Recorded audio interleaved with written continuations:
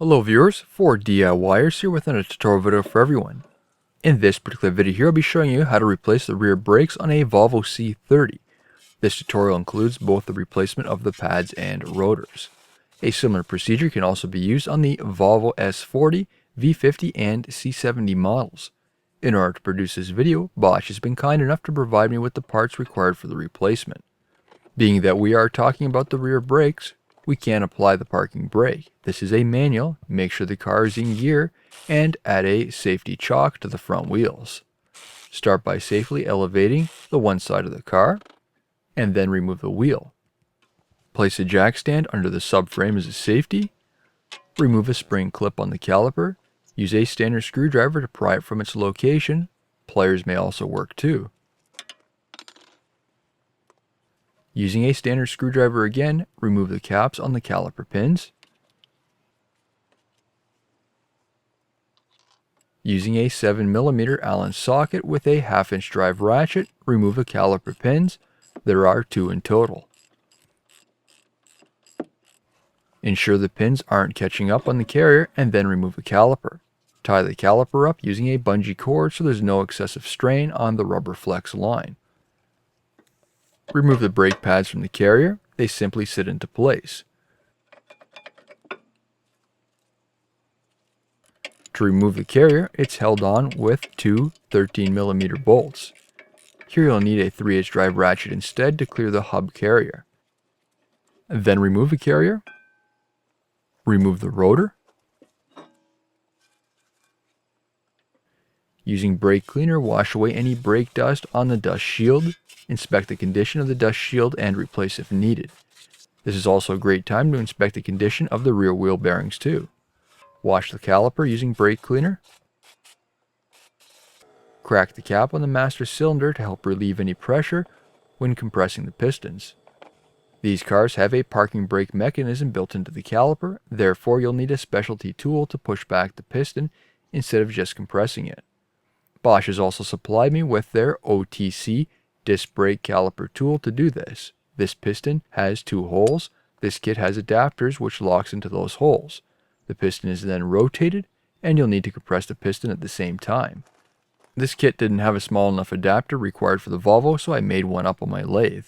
However, this kit covers many other vehicles such as Dodge, Ford, GM, Honda, Mazda, Subaru, Toyota, etc.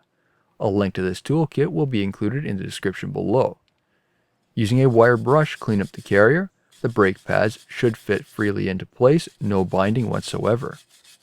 Compare the old and new rotors to ensure they are the same. As mentioned earlier, Bosch has been kind enough to provide me with the brake parts in order to produce this video.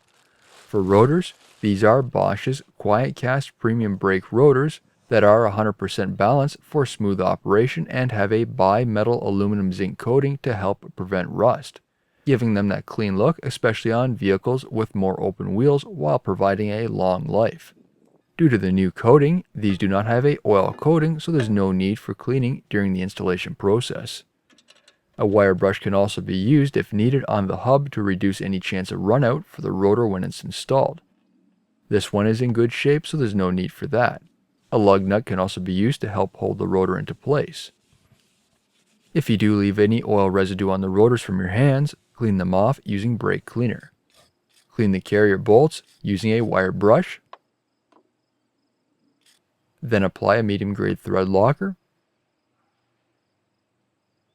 Install the carrier bolts. The torque specifications for the 13mm bolts are 52 foot-pounds or 70 Newton meters. For the brake pads, Bosch has also provided me with their Quiet Cast Premium versions. Compare the old and new inner and outer pads to ensure they are the same. Bosch also provides new spring retainers and a synthetic grease for the caliper pins. Install the outer pad. These pads should sit freely into place.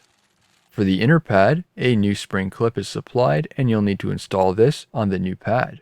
It wedges over a thin portion on the pad backer. Then install it into place. Install the caliper into place. I have also removed the pins as they will need to be cleaned and have new lubricant applied. Clean the pins using brake cleaner and even a wire brush to help remove any excessive buildup. Apply a medium grade thread locker to the threads.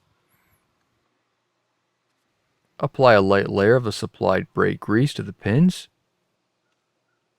Install the pins and tighten. The torque specifications for the caliper pins is 26 foot-pounds or 35 Newton meters. Install the plastic caps. And finally install the new supplied spring retainer clip on the caliper. I found it's easiest to install it partially onto the one hole first, then partially into the other, and pull it under the carrier before it's fully seated. Light taps with a small hammer can also help push it into place. Finally, reinstall the wheel. The torque specifications for the lug nuts is 80 foot-pounds or 108 Newton meters. Now moving on to the opposite side for additional angles. Again, jacking up the vehicle, remove the wheel and place a jack stand under the subframe as a safety.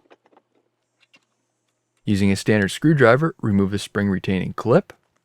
Next, remove those plastic caps which are covering the caliper pins.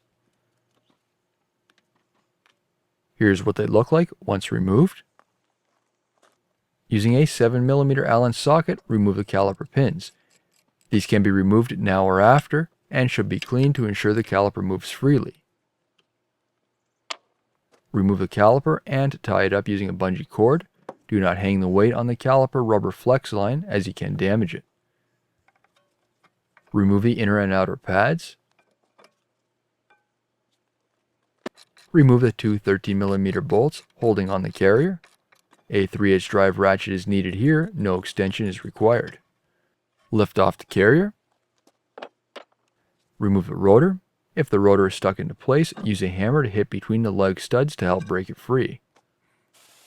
Using brake cleaner, wash away any dirt from the backing plate and caliper. Inspect any other components to determine the condition and replace as needed. Compress the piston back into the caliper using the OTC disc brake caliper toolkit. Clean the hub face with a wire brush if needed. Compare the old and new rotors to ensure they are the same and then install the new rotor. A lug nut can be installed to hold the rotor in place. Clean the carrier using a wire brush so the pads fit freely and there's no binding. Clean the carrier bolts using a wire brush. Apply medium grade thread locker. Install the carrier. The torque specifications for the 13mm bolts are 52 foot-pounds or 70 Newton meters. I went ahead and cleaned the caliper pins using a wire brush and brake cleaner. Next is putting the new pads into place. The inner pad will need the spring retainer installed on the backer. Then install it into place. The pads should sit freely with no binding. Install the caliper. Apply medium grade thread locker to the caliper pin bolts. Apply the supplied grease to the pins. Then install the pins. The torque specifications for the caliper pins is 26 foot-pounds or 35 Newton meters. Install the plastic caps. Install the spring retaining clip. Once in place, a light tap with a hammer can be used to ensure that spring clip is fully seated.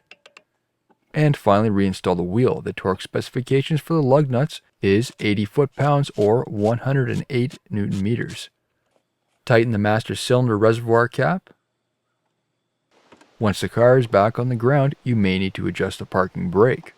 The calipers for the parking brake are self-adjusting. I found a mixture between pumping the pedal and pulling the parking brake up helped automatically adjust the rear brakes until they were in the correct location. To adjust the parking brake if needed, some cars require the cup holder to be removed, but in this car, you'll need to pump up the bezel around the parking brake. Start by the cup holder side first using a standard screwdriver and pop the trim back. Underneath, you'll expose a nut which can be loosened or tightened as required. I like to keep the parking brake at 3 clicks until engaged, then push the trim back into place. New videos are uploaded to my channel every week. Subscribe to my channel by clicking on the button below the video. This concludes the rest of my video. Be sure to hit that thumbs up button, and if you have any comments, please feel free to post them. Thank you for watching.